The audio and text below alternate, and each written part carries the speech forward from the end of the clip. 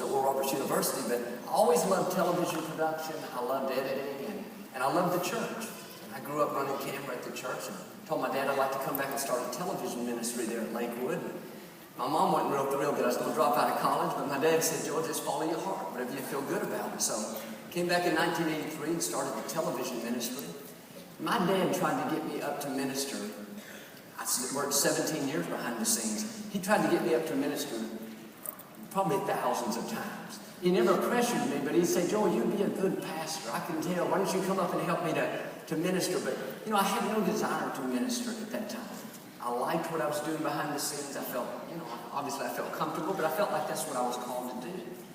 We'd go to India a couple times a year, and at least once a year on that long flight over, my dad would give me that same talk. Joel, you sure you don't want to come up and help pastor the church? And I always tell him that, Daddy, I'm not a preacher. You preach and I'll make you look good, but I'm not a preacher. So I like being behind the scenes. But in 1999, my father had high blood pressure most of his life that he fought, and he had to go on dialysis. And long story short, my father, let me go back to this. This is kind of interesting too. I have no notes, so I hope I don't ramble too much, but I'll tell you something interesting. So my dad called, I was eating my dinner I'll never forget it, one Monday about 5 o'clock at my house. My father was over at my sister Lisa's house. She lived about a mile from me.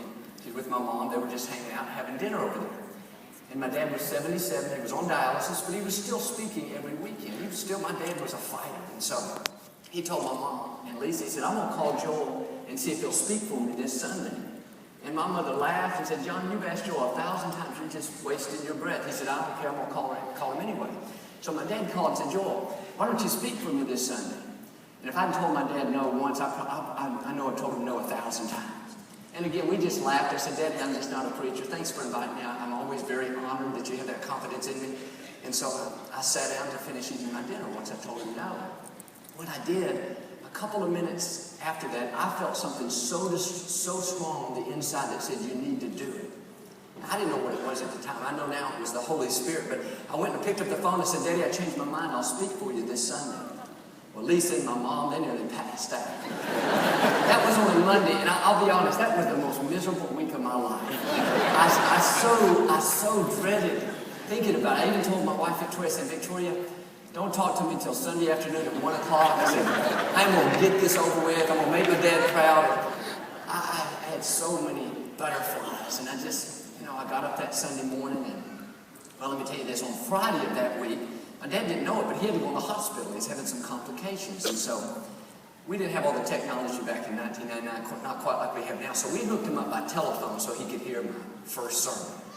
And so I got up there that day, and I was so nervous. My heart was beating so fast. I had to hold on to the podium because I was just, my hands were shaking. And my first thought that I thought when I got up, I thought, what are all you people doing staring at me? Because I'd never seen it from this perspective. I've always seen it from the other perspective. But I told some funny stories about my family. And, I did my best. And I don't know if I did good, but, people love my dad and they said I did good. Anyway, I got finished. They were loyal. I mean, what can they say? But I made them laugh anyway. But after the service, I felt so relieved. And I told Victoria, let's go to the hospital and see my dad, and see what he thought. Got to hear me preach my first sermon. Well, I got up there and the nurses stopped me in the hall and they said, Joel, we've never seen your dad so proud. He's just beaming with joy. Oh, man.